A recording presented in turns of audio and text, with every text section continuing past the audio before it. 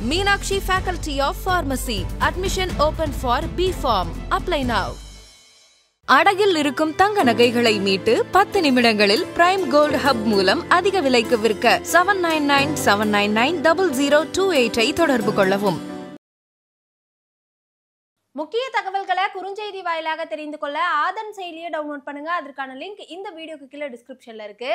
Jailer படத்துல இருந்து பாகம் 2 பத்தி நிறைய அப்டேட்ஸ் நம்ம தொடர்ந்து பார்த்துக்கிட்டு இருக்கோம். ரீசெண்டா எஸ்டிஆர் உடைய 49வது படத்துல சந்தானம் அவர்கள் ஒரு முக்கிய கதாபாத்திரத்துல நடிக்கிறத நம்மளே பேசியிருந்தோம். அதை தொடர்ந்து இப்போ ஜெயிலர் படத்தோட பாகம் 2லயுமே சந்தானம் அவர்கள் ஒரு காமெடி ரோல் பண்ண போகிறதா நேத்துல இருந்து ஒரு சில விஷயங்கள். ஏற்கனவே இந்த படத்துல யோகி பாபுமே இருக்காரு. யோகி பாபு சந்தானம் இந்த காம்போ எப்படி இருக்கும், இவங்க 2 பேருக்குள்ள கிளாஷ்லாம் வருமா அப்படிலாம் பேச ஆரம்பிச்சிட்டாங்க. ஜெயிலர் 2 சந்தானம் இருக்காரா இல்லையா அப்படின்ற ஒரு கேள்விதான் பார்க்கப்படுது. ஆனா அதுக்கும் தாண்டி முக்கியமான விஷயமும் இதுல ஒரு பயங்கரமான ஒரு அப்டேட்டும் இருக்குது அப்படின்றதையும் நம்ம பார்க்கணும் அப்படின்னு தான் நினைக்கிறேன். ஏன்னா இதுக்கு ஃபர்ஸ்ட் இங்கிருந்து நான் தொடங்கிறேன். சன் பிக்சர்ஸ் அவங்க ஃபியூச்சரை கணிக்க ஆரம்பிச்சிட்டாங்க. இந்த இலுமினாட்டி தான் ஃபியூச்சர்லாம் கணிப்பாங்க. அவங்க சொல்றதா இதெல்லாம் இந்த உலகமே கேட்குது அப்படின்லாம் சொல்லுவாங்களே. அந்த மாதிரி இந்த இண்டஸ்ட்ரியில சினிமா இண்டஸ்ட்ரியில என்னென்ன விஷயங்கள் நடக்குது, என்னென்ன அப்டேட்டா இருக்குது அப்படின்றத கிட்டத்தட்ட சன் பிக்சர்ஸ் கண்டுபிடிச்சிட்டாங்கன்னு நினைக்கிறேன். அதனாலதான் இந்த ஜெயிலர்லயுமே எல்லா இண்டஸ்ட்ரியிலிருந்துமே ஸ்டார்ஸ் இறக்குனாங்க. கூலிலையும் அதுதான் தொடருது, ஜெயிலர் 2லயும் அதுதான் தொடருது. ஜெயிலர் 2ல இன்னும் ஒரு மிகப்பெரிய ஒரு எக்ஸ்க்ளூசிவான ஒரு அப்டேட் என்னன்னா, நாகார்ஜுனா இதுலயும் பேசப்பட்டு இருக்காரு. ஆல்ரெடி பாலையா அவர்கள் கமிட் பண்ணிட்டாங்க, சிவராஜ்குமார் உள்ள இருக்காரு, மோகன்லால்ட்டையும் பேசப்பட்டு இருக்கு. மறுபடியும் நாகார்ஜுனா அப்படின்றவங்க ஆல்ரெடி கூலியில பண்ணிட்டாரு, அதுல எப்படி பண்ண போறாரு அப்படின்ற விஷயம். இது ஏன் தகவலா ஸ்ப்ரெட் ஆகுது அப்படின்னு தெரியல. ஆனா ஜெயிலர் 2ஓட எண்ட்ல ஒரு லீடு வேணும்ல, அதுல நாகார்ஜுனா அவர்கள்ட்ட பேசினதாகவும், அதாவது ஜெயிலர் 3க்கு உண்டான விஷயங்களா இருக்க போகுது, அந்த கண்டினியூட்டியா இருக்கணும் அப்படின்றதுக்காக நாகார்ஜுனாட்ட பேசியிருக்காங்க. இப்ப இந்த சந்தானம் விஷயம் வரும். சந்தானம் எப்படி யோகி பாபு கூட பண்ணுவாரு? ஆல்ரெடி ஜெயிலர்ல யோகி பாபு தானே பயங்கரமான ஒரு காமெடியன். அது இல்லாம அவர் சமீபத்துல கொடுத்த ஒரு பிரஸ் மீட்லயுமே ஜெயிலர் 2 ஒன்னை விட நல்லா வந்துகிட்டு இருக்கு, அதுல காமெடிக்கு நிறைய ஸ்பேஸ் இருக்கு, ரஜினி அவர்கள் நடிக்கிறது ரொம்ப சந்தோஷமா இருக்குன்னு யோகி பாபு ஒரு பதிவு பண்ணியிருந்தார். இதுல எப்படி சந்தானம் வருவாரு, எந்த இடத்துல வருவாரு, எந்த மாதிரி லீட்ல வருவாரு அப்படின்ற விஷயம்னா, கேமியோவா நடிக்க அதிக வாய்ப்புகள் இருக்கு. ஆனா படம் பாதி தான் முடிஞ்சிருக்கு அப்படின்ற பட்சத்துல அவர் மீதி இருக்க படங்களுக்கு உள்ளாக்கிட்டாங்கன்னா ஜெயிலர் 3க்கு ஒரு ஹிண்டா இருக்கும்ல. இப்ப நாகார்ஜுனாவும் சந்தானமும் உள்ள வராங்க அப்படின்ற பொழுது அது அடுத்த பாட்டுக்கு உண்டான லீடா தான் இருக்கு, அதிக வாய்ப்புகள் இருக்கு. எப்படி யூஸ் பண்றாருன்னு அப்படின்னு தெரியல நெல்சன் அவர்கள். நெல்சன் சந்தானம் அப்படின்றது அவங்க இப்பத்திய ஃப்ரெண்ட்ஸ் இல்ல. வேட்டை மன்னன் படம் நம்மளுக்கு தெரியும்னு நினைக்கிறேன். அந்த படம் டிராப் ஆயிடுச்சு. சிலம்பரசன் எந்த மேடை ஏறினாலும் நெல்சனோட அந்த திறமையை பாராட்டாம இருக்க மாட்டார். நெல்சன் இருக்கக்கூடிய இடங்கள்ல நெல்சனோட திறமையை பாராட்டாம இருக்க மாட்டாரு. அதுதான் கிங்ஸ்லேயும் சொன்னாரு, வேட்டை மன்னன்லேயே எஸ்டிஆரோட நான் பண்ண வேண்டியது, எஸ்டிஆர் தான் எனக்கு மிகப்பெரிய ஒரு வாழ்க்கை அப்படிலாம் பயங்கரமா பாராட்டிட்டு இருந்தார். ஸோ அப்ப இருந்தே அவங்க 2 பேரும் டீமப்பா இருந்தாங்க. நெல்சன் அப்பயே சந்தானத்தை வச்சு இயக்கணும் பண்ணணும்ன்ற ரொம்ப ஆசை தான். அது இங்க நடந்துச்சுன்னா ரொம்ப சந்தோஷமா தானே இருக்கும். அது இல்லாம சிம்புவே ஒரு வாக்குறுதி கொடுத்திருக்காரு, நான் சந்தானத்திட்ட சொல்லிட்டேன், இனிமேட்டு அவர் எல்லா படங்களையும் நடிப்பாரு, எல்லா கதாபாத்திரமும் பண்ணுவாரு. என் படம் ஆர்யா படம் தவிர்த்து, அதாவது எங்க 2 படத்துக்கு இப்போதைக்கு ஓகே சொல்லியிருக்காரு, இதை தாண்டி எல்லா படங்களுக்கும் அவர் ரெடியா இருக்காரு அப்படின்ற மாதிரி விஷயங்கள் ஷேர் பண்ணியிருந்தாரு. அதுதான் நடக்குதோ அப்படின்ற ஒரு பார்வை தான். ஸோ ஜெயிலர் 2ல நினைச்சுன்னா இன்னும் நம்மளுக்கு சந்தோஷமா தான் இருக்கும். ஆனா ஃபுல்லா வருவாரானா கண்டிப்பா டவுட் தான். ஏன்னா யோகி பாபு கிட்டத்தட்ட பாதி ஷூட் முடிஞ்சிருச்சு. ஜெயிலர் 3க்கு உண்டான வேலைகளை அவங்க இப்பயே ஸ்டார்ட் பண்ணிட்டாங்கன்னு நினைக்கிறேன். அதுல நாகார்ஜுனாவும் சந்தானமும் இப்போதைக்கு கன்ஃபார்ம் ஆயிட்டாங்க அப்படின்னு தான் நம்ம இதை எடுத்துக்கணும். என்னவோ அந்த சன் பிக்சர்ஸ்க்கு கலெக்ஷனுக்கு அவங்க அள்ளிக்கிட்டு இருக்காங்க. இந்த பக்கம் ரஜினி அவர்கள் ரொம்ப சந்தோஷமா இருக்காரு. ஏன்னா நீங்க இவ்வளவு தூரம் பேசுறது பெரிய விஷயம். இந்த குதிரை இன்னும் ஓடிக்கிட்டு இருக்கனால இந்த குதிரை மேல எவ்வளவு பந்தயம் கட்டிட்டு இருக்காங்க, எவ்வளவு கோடி ரூபாய் பந்தயம் கட்டியிருக்காங்க அப்படின்ற ஒரு பார்வையும் இருக்கு. கூலியை நெல்சன் அந்த ஷூட்டிங் ஸ்பாட்ல சந்திக்கும் பொழுது லோக்கியும் நெல்சனும் பேசிட்டு இருக்கும் பொழுது ரஜினி எப்படிலாம் ஒரு மாஸ் இருக்குல்ல. ஏன்னா பேட்ட படத்துல கார்த்திக் சுப்ராஜ் அப்படிதான் பண்ணாரு. ஆனா 3 இயக்குனரும் சந்திச்சாங்க, அது வேற விஷயம். அது பயங்கரமான ஒரு கம்பேக்கா இருந்துச்சுங்க. ரஜினி அவர்கள அதை விட ஒரு தரமான ஒரு ஃபேன் பை ஒரு படமா யாருமே இயக்க முடியாது அப்படின்ற வரிசையில் இருந்துச்சு. அதை உடைச்சார் நெல்சன் ஜெயிலர்ல. அதை உடைக்கணும்ல லோகேஷ் கார்த்திக் சுப்ராஜ் பார்க்கற பேட்ட, ஐயோ அது பயங்கரமான ஹிட். இந்த பக்கம் திரும்புறாரு ஜெயிலர், அது இண்டஸ்ட்ரி ஹிட். என்னடா பண்றது நம்ம அப்படின்னு ஒரு விஷயம் இருக்கும் பொழுது, அதுக்குதான் அந்த எல்லாரும் இன்ட்ரோ கொடுத்துட்டு கடைசியா அப்படியே கடலை பார்த்து நிப்பார்ல தலைவர் அப்படின்ற மாதிரி ஒரு விஷயங்கள் இருக்கும்போது பயங்கரமா செதுக்கியிருக்காரு. அந்த படத்தை போட்டு பார்த்துட்டு இன்னும் அதை எப்படி மெருகேத்துறது அப்படின்ற ஒரு விஷயத்துல மும்மரமா இறங்கியிருக்காரு. ஏன்னா ரெண்டு பேரும் பயங்கரமான ஒரு விஷயத்த கொடுத்துட்டாங்க, ஒரு மேஜிக்கை கிரியேட் பண்ணிட்டாங்க. அதை உடைச்சு ஒண்ணு பண்ணணும் இல்ல, அந்த மாதிரியான விஷயங்கள் ஈடுபடுறாங்க. இப்போ அடுத்து நெல்சன் நிற்கும் பொழுது திரும்பி பாக்குறாரு, டேய் நம்ம பண்ணதே நம்ம இன்னொரு ரெக்கார்ட் எப்படி பிரேக் பண்றதுன்னு விஷயம் இருக்கு. பின்னாடி லோகேஷ் வேற இருக்காப்புல, அது லோகேஷ் சொல்லவே வேணாம், பயங்கரமா விளையாடுவாப்புல. தாண்டி நம்ம என்ன பண்றது அப்படின்ற பொழுது சின்ன சின்ன கதாபாத்திரத்துக்கு முக்கியமான ஆட்களை போட்டு அங்க ஸ்கோர் பண்ணி இதை மறுபடியும் ஒரு கிட்டத்தட்ட ஜெயிலர் ஒரு 650 கோடின்னு சொல்லி அந்த பெரிய சேர்ல உட்காந்துட்டு இருக்காரு. மிகப்பெரிய ஒரு பாக்ஸ் ஆஃபீஸ் சேர்ல வந்து ஜெயிலர் இருக்கு அப்படின்ற பட்சத்துல ஜெயிலர் 2வையும் நம்ம அது மாதிரி கொண்டு வரணும் அப்படின்றதுக்காக 1000 கோடிக்கு, சிம்பிளா சொல்லணும் 1000 கோடிக்கு உண்டான வேலையில செஞ்சுக்கிட்டு இருக்கு. இப்போ வினோத்தோட இயக்கத்துல விஜய் அவர்கள் ஜனநாயகன் படத்துல நடிச்சிட்டு இருக்காரு. இந்த படத்தோட ஷூட்டிங் ஷெட்யூல்ஸ் எல்லாம் ரொம்ப பெருசா இருக்குன்னு நினைக்கிறேன். ஒரு ஷெட்யூல் நடக்குது, அதுக்கப்புறம் ஒரு 10 நாள் 20 நாள் கழிச்சு தான் அடுத்த ஷெட்யூலுமே வருது. இதனால வினோத் வந்து போஸ்ட் ப்ரொடக்ஷன் வேலைகள்லாம் ஸ்டார்ட் பண்ணிட்டாரா. முக்கியமா இது வரைக்கும் எடுத்திருப்பாங்க இல்லையா ஷூட்டிங்ஸ், அதெல்லாத்தையுமே எடிட் பண்ணி வினோத் படத்தை பார்த்திருக்காரு. ரொம்ப பிடிச்சிருக்கான். அவர் எப்படி நினைச்சாரோ அதை விட ஒரு படி மேலேயே வந்து படம் நல்லா வந்திருக்கிறதாவுமே ஒரு சில விஷயங்கள் வெளியாகிட்டு இருக்கு.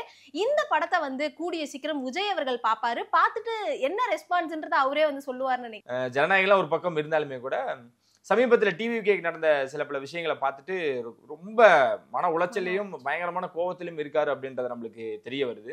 ஆனா அப்பயும் நிறைய பேர் கேள்வி கேட்டாங்க, இவ்வளவு நடந்திருக்கு, அவர் வாய் பேசுறாரா, ஏதாவது செய்தியாளர் சந்திக்கிறாரா, ஏதாவது அதை பத்தின விஷயங்கள் டைரக்டா ஒரு வீடியோ மூலமாவது கொடுக்குறாரா அப்படின்னு கேட்டுட்டு இருந்தவங்களுக்கு 30ஆம் தேதி பயங்கரமான ஒரு பதில் காத்துக்கிட்டு இருக்கு. ஆனா மாணவர்களுக்கு உண்டான விஷயங்களுக்கு அப்ப எப்படி அதெல்லாம் பேசுறதுன்னு ஒண்ணு இருக்குல்ல, அரசியல் பேசுவார். இந்த வாழைப்பழத்துல இன்ஜெக்ஷன் போடுவாங்கல்ல, அந்த மாதிரியான விஷயங்கள் கலந்து ஒரு ரவுண்டு கட்டி அடிப்பாரு. ஸோ பயங்கர நெருப்பா பேச போறாரு அப்படின்றதுல எந்த ஒரு டவுட்டுமே இல்லை. ஏன் இதை நான் சொல்றேன்னா, அவரு அந்த அறிக்கையை விட்டதுக்கு அப்புறமும் வந்து முதல்ல ஒரு சம்மந்தப்பட்ட ஆட்களை சந்திங்க, சம்மந்தப்பட்ட இடத்துக்கு போகணும்னு பயங்கர கோவத்தோட சொல்லியிருக்காரு. இன்ன வரைக்கும் போகாம என்ன பண்ணிக்கிட்டு இருக்கீங்க, முதல்ல போய் சந்திங்க அப்படின்ட்டு தன்னுடைய புஷியானந்த் அப்படின்னு சொல்லக்கூடியவர்கிட்ட சொல்லி புஷியானந்தம் நேரில் போய் சந்திச்சு ஆறுதல்லாம் சொல்லியிருக்காரு. போன்ல வாங்கி பேசியிருக்காரு விஜய் அவர்கள். அது அது கூடாது அப்படின்ற மாதிரியான பார்வையும் இருக்கு. விஜய் நேர்ல போயிருந்தாருன்னா இன்னும் அந்த இடம் பயங்கரமா இருந்திருக்கும். இருந்தாலும் இந்த மாதிரியான விஷயத்துக்கும் நேர்ல போல, இந்த மாதிரி விஷயத்துக்கு நேர்ல போக அவசியம் இல்லதான், புஷியானந்தா அவர்கள் வச்சு மேனேஜ் பண்ணிக்கலாம். ஆனா அவ்வளவு பெரிய அறிக்கை கொடுத்துட்டு, அவ்வளவு கோபமான ஒரு அறிக்கை கொடுத்துட்டு போலின்ற ஒரு விமர்சனம் இருக்குல்ல, அதை 30ஆம் தேதி உடைக்க போறாரு. அவர் பேசுற கூடிய அந்த ஸ்பீச்னு ஒன்று இருக்குல்ல, இத்தனை நாளா மேடை அரசியல் பண்ணிட்டு இருக்காரு, சமூக வலைத்தளங்களை அரசியல் பண்ணிட்டு இருக்கான்னு சொன்னாங்களா, அதுக்கு உண்டான பதிலும், இவர் ஏன் போகல, டிவிகே சார்ந்த விஷயங்கள் என்னென்ன நடந்துட்டு இருக்கு அதுக்கு உண்டான பதிலும் வர 30ஆம் தேதி ஸ்டேஜ்ல அவ்வளோ பதில் கொடுக்க தயாரா இருக்காரு. இதுக்கு முன்னாடி வந்த ஸ்பீச் எல்லாம் டிபேட் ஆயிருக்கு, நிறைய விஷயங்கள் பேசப்பட்டிருக்கு, பண்ணியிருக்காங்க, பார்த்துருக்கோம், எல்லாமே நடந்திருக்கு. ஆனா 30ஆம் தேதிக்கு மேல ஒரு நடக்கும் பாருங்க ஒண்ணு, அதுதான் வந்து அனல் பார்க்க இருக்க போகுது அப்படின்றதான் நம்ம பார்க்கணும்னு நினைக்கிறேன். ஜனநாயகன் படம் நீங்க சொன்ன மாதிரி ஒரு ஹாப்பி நியூஸ் தான். ஆனா இந்த டைம்ல அவர் ஹாப்பியா அது எடுத்துக்கல. ஜனநாயகன் பார்த்து கூட அவர் சந்தோஷம் அடையலை அப்படின்னா இந்த ரீசன் தான். ஆனா படம் நீங்க சொன்ன மாதிரி வினோத்துக்கு ரொம்ப சாட்டிஸ்ஃபைட். இன்னும் பாதி 20% சம்திங் ஏதோ பேலன்ஸ் இருக்கு. அதை எடுத்துட்டு முழுமையா அதோட வேலையில ஈடுபட போறாங்க.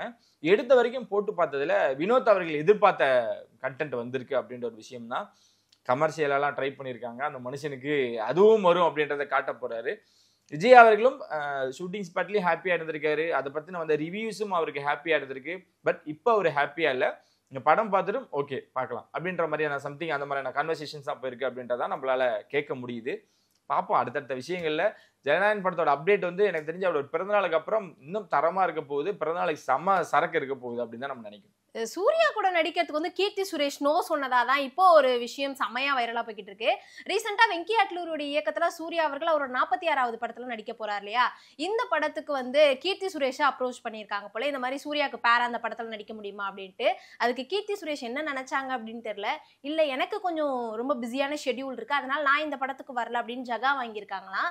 இதை பார்த்து நிறைய பேர் என்னதமா சொல்றாங்க, ஏற்கனவே தானா சேர்ந்த கூட்டத்திலே இவங்களோட கெமிஸ்ட்ரி எல்லாம் ஒர்க் அவுட் ஆல, அதனால இந்த படத்துக்கு வந்தா இதுலயும் ஏதாவது பேக் ஃபயர் ஆயிடும், அதனாலதான் வந்து கீர்த்தி சுரேஷ் பேக் அடிக்கிறாங்கன்ற மாதிரி எல்லாம் சொல்றாங்க. இப்போ இப்படி சொல்றாங்களா, இதுதான் இப்படி கொளுத்தி போடுறாங்க பாத்தீங்களா, அதெல்லாம் கடந்து போயிடணுங்க, அவ்வளவுதான். ஏன்னா தானா சேர்ந்த கூட்டத்துல அவங்களோட கெமிஸ்ட்ரி நல்லா இருந்தது, அந்த படத்தோட கெமிஸ்ட்ரி தான் மக்களோட ஒன்றிணையில அப்படின்னு தான் சொல்லணும்னு நினைக்கிறேன். அது அந்த படத்து மேல இருந்த விமர்சனம் தான். குறிப்பா சூர்யா அவர்கள் வந்து நம்ம தான் தெரியுமே, படத்துக்கு படம் நம்ம பேசிட்டு இருக்கோம், அந்த மனுஷன் கூட ஏன் நம்ம இருக்கிறோம்னா அவரு படங்களையும் தாண்டி அவ்வளவு நல்ல விஷயங்கள் பண்ணிட்டு இருக்காரு. அவர் எதையுமே தப்பான மோட்டிவோட பண்ணல. அவருக்கு ஒரு சமூக கருத்து சொல்லக்கூடிய படத்துல இருக்கணும், அந்த படத்துல என்னென்ன விஷயங்கள் இருக்கு, ரொம்ப டீட்டெயிலான விஷயங்கள்லாம் அந்த மனுஷனுக்கு தெரியவும் வாய்ப்பும் இல்லை. அதை வச்சு இவ்வளவு தூரம் அடிக்கணுமா அப்படின்ற ஒரு பார்வை தான் இருந்துகிட்டே இருக்கு. அதை தான் கிட்டத்தட்ட ரெட்ரோல உடைச்சிருக்காரு. ரெட்ரோக்கு அப்புறம் இப்போ பேட்ட கருப்பா அதுலயும் உடைக்க போறாரு. ஸோ இந்த மாதிரியான அடுத்தடுத்து என்ன அப்படின்ற ஒரு பார்வை இருக்கு. குறிப்பா நீங்க சொன்ன கீர்த்தி சுரேஷ் அவர்கள் தமிழ்லயே அதிகமான படங்கள் பண்ணலையே. அவங்க இப்ப வந்து ஃபுல்லா பாலிவுட்ல கான்சென்ட்ரேட் பண்ண ஆரம்பிச்சிட்டாங்க. ஹிந்தியில அடுத்தடுத்து படங்கள் கம்மிட் ஆக ஆரம்பிச்சிட்டாங்க. ஏங்க அங்க சம்பளம் அதிகம்ன்றதை மீறி அங்க பண்ணாங்க அப்படின்னா அதுக்கு உண்டான ஒரு அங்கீகாரம் கிடைக்கிறதா அவங்க எல்லா ஹீரோயின்ஸுமே எடுத்துக்கிறாங்க.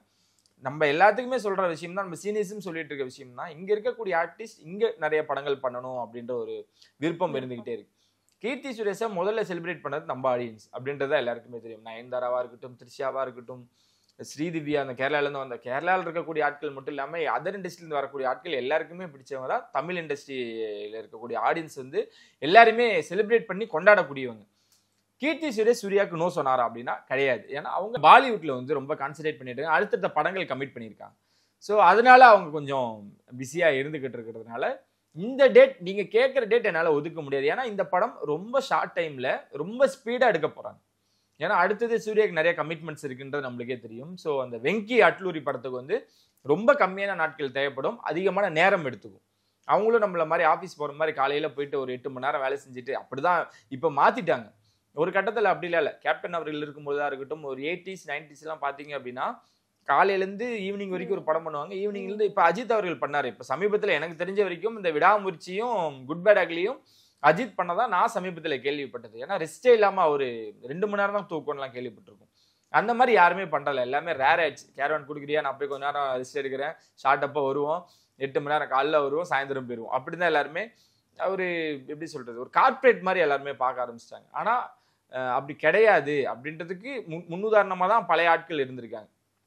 ஸோ அதனால இந்த படத்துக்கு ரொம்ப கம்மியான நாட்கள் அதிகமான நேரங்கள் எடுத்துக்கும் அப்படின்றதுனால கீர்த்தி சுரேஷ் அவர்களால் இந்த நேரம் ஒதுக்கப்பட முடியலை அப்படின்னு வேணா இருக்கும் போலயே சூர்யாவுக்குலாம் யாருமே நோ சொல்ல மாட்டாங்க. அப்படி சொல்ற மாதிரி இருந்தால் பூஜா ஹெக்டேவே சொல்லியிருக்கணும்ல, அந்த ரெட்ரோவில் வந்து கன்னிமாவா என்ன கலக்கிருக்காங்க. அண்ட் அது இல்லாமல் இந்த நீங்கள் சொல்லக்கூடிய அந்த வெங்கி அட்லூரி அந்த படம் வந்து ரொம்ப பயங்கரமாக வரப்போகுது. அதுக்கு நான் கேரண்டினே சொல்லலாம். நான் மட்டும் இல்லை, என்ன சொல்றது, அந்த அந்த பட தயாரிப்பு நிறுவனமே சொல்லலாம். ப்ரொடியூசர் வந்து பயங்கரமான தீவிரமான ஒரு வெறித்தனமான சூர்யா ஃபேன். வெங்கி அட்லூரியும் சூர்யாவோட வெறித்தனமான ஒரு ரசிகர். மமிதா பைஜுவும் அப்படிதான். ஸோ அந்த படத்துல பணியாற்றுறவங்க, இயக்குனர், தயாரிப்பாளர்னு மொத்த பேரும் ஒரு ஃபேன் பை மூமெண்ட்டை ஒரு சம்பவம் பண்ணுவாங்கல்ல.